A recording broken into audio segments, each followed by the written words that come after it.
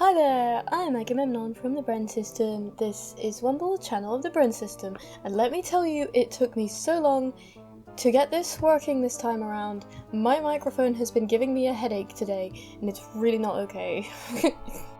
But I got it working, it's fine. I just had to tinker a little. Carrying on from last week, I got those new glasses finally, and they look absolutely gorgeous. I love my new frames. I had Mito take some footage of the new glasses, and he was malicious about it. He just gave me this absolutely terrible and uncomfortable video clip. But you know, that's what I've got. That's what I'm working with. Is headmates who just do not care. But what I want to talk about this week and what I've been thinking about lately is autistic joy, and there's a reason why it's kind of on my mind. I've been seeing a lot of people kind of doomed out about the autistic adult experience, and I don't blame them. It's way harder for us to maintain a steady and comfortable life, and there's all sorts of challenges we face. But lately, I've been thinking about the things that make me happy as an autistic adult, and I do think it's important that we put things in perspective and think about those things, so I want to talk about it. Yay! I've been thinking about it so much that the art you're seeing in the background is a cute little design that I came up with while meditating on autistic joy, so yay!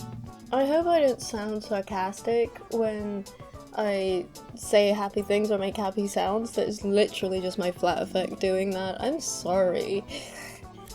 But lately I have been thinking about how much I fucking love to tinker with gizmos. Like, genuinely, tinkering with my gizmos makes me so happy. Like, lately I have been adding to my little autistic collections. Mostly my thing when it comes to collecting tends to be physical media, so I love to collect things like CDs and Blu-rays and games in physical form because, hello, box sets, that makes me happy. I love a good box set, they're so good. But also, I have been tinkering a lot. I have been tinkering quite a bit. You know, like cutting things up and putting them together, and I've been doing more collaging in my sketchbook, for example. That's a great example of the tinkering I've been up to. Just like cutting up whatever I can find and sticking it in and using it to kind of bring my drawings out. It's actually really cool because it allows me to kind of use my sketchbook as a journal. I can slap something in there to remind me of where I went or what I got up to, and so it kind of helps me to keep track of the things that are inspiring me, which is what a sketchbook is for, you know. It's not just for practicing drawing, it's also for recording ideas. So when I'm out and about and I find like a sticker or some kind of scrap of something, I will stick it in there. And that's super cool. The more tinkering I do, the more engaged my brain is and the better my ideas come together. But obviously that only applies to me as an artist, so there are other ways in which I bring a little tinkering in my life to keep things fresh. What I've been doing lately is I've been putting a lot of work into my house. So over the summer we had kind of a weed infestation take over our garden, so I took like a whole morning to just clear out a bunch of parasitic weeds, and it was so satisfying to just do something for the house. And I am planning on helping one of my roommates to build a little sitting spot in the backyard. See, she's very handy and I'm very creative and we can put our brains together and make it happen, but she's been getting some wood together and building this little structure that can eventually be a sitting area, a covered seating area, so we can sit out there even if the weather isn't great. And I'm gonna be the one who paints it, so I'll be painting it up to make it look nice and, you know, just fixing it so it's comfy. And the thing is, it's so satisfying because I'm kind of the workaholic type of autistic who needs to feel like I'm being productive or like I'm doing something that is going to result in a final product, or else I'm gonna go crazy. I need a project, you know, I need to tinker. And that has been so comfy for me, just, you know, taking a bit of time out of my week, each week, to like stop and fix something up, you know? I don't know what it is. Like, maybe it is just because I'm in my 20s now, but I really like to fix things and tinker. But I suppose I've been doing it my whole life. I mean, even as a kid I was a little tinkerer, but I've gotten so much more into it. Oh, another little tinkering habit I've picked up is like weird little instruments. And that might make it sound like, I don't know, I'm repairing guitars or something. But no, you don't understand. Little gadgets for making music with, you know, little synthesizers and stuff. I found a MIDI controller in the trash once, and I've still got it, and all I need to do is find some new cables and it will be fully fixed up now, and, you know, all that work will pay off because then I'll have a MIDI controller. Hello? I've been, like, meeting with people who play interesting, like, instruments, and looking into what kind of stuff I could start using. Making music is kind of a major hobby of mine, even if I don't do it for money or whatever. I just like to do it. It's relaxing. And the more instruments I have, the more gizmos I have, the better. I've been getting so into synthesizers lately. Ah! That was a bizarre sound I just made, but you have to understand how excited I am about synthesizers. Which is so stereotypically trans, I'm aware. It's very stereotypically trans to be into synthesizers. I am cringe, but I am free. Understand?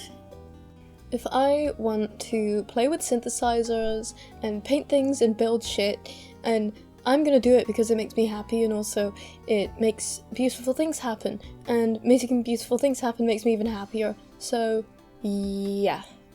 And how can I forget the magnum opus of tinkering for me, which is like sewing? I am obviously a goth, and one big component of the goth lifestyle is DIY. We love to make our own clothes, and, you know, sew patches on things and repair things.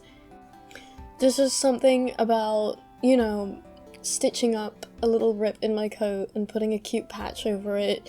It just makes me feel so good. Like, yeah, I'm fucking fixing things, yippee! I think my most proud achievement is the chair that I use in my office space right now. I found it on the side of the road and it was in terrible condition. It had holes in it, it was all screwed up, and the upholstery was just wrecked. It wasn't particularly comfortable, but I patched up all of the holes and I fixed it up and I painted the back of it and I put cushions on it to make it comfortable, and now I have like a really nice chair. And it is a really nice chair. It's one of those kind of cup-shaped chairs, you know, the little egg cup things? I don't know how to describe the shape of this chair. I have no idea what the interior design jargon is for the type of chair I have, but it's one of them cup-shaped chairs, okay, that's really comfy. And it's especially cool because it's uniquely mine. Like, it's all patched up and it has my artwork painted on the back, so it's like super cool to be tinkering. Like, hello? I put this chair together, really revived it from the dead at my old flat, and I brought it with me because, hey, it's a really good chair and I want to have it at my house. Yeah. So yeah, there's rewarding aspects to tinkering. Tinkering is a huge part of the adult autistic experience for me, and it tends to be for a lot of people. Yeah, this design that I drew, this is inspired by the autistic adult desire to tinker with gizmos, and I might be adding it to my store. So when I put this video up, if I have added it to my store, I'll pop a link down there. So you can get it on my TeePublic, and you can have it printed on different things like t-shirts and stuff, if you want to. I just really like the design, and mostly my store is for me to put designs up that I like. But, you know, if you like it, cool. That's also cool. I hope you've enjoyed my little meditations on autistic joy today, and I hope you've been able to think about the things that make you happy in your adult life, because way too often adults are kind of expected to just be a workhorse who never enjoys anything, and I don't think we have to be. I don't think we have to be. You don't have to be miserable just because you're older. And you especially do not have to be miserable just because you're an autistic adult. You know, we deserve happiness like everyone else, and it's important to remind yourself of that as much as possible. Just remind yourself that, you know, you're a person with needs and you need happiness in your life to be healthy, and try and pursue those things because it's very rewarding. That's my closing statement.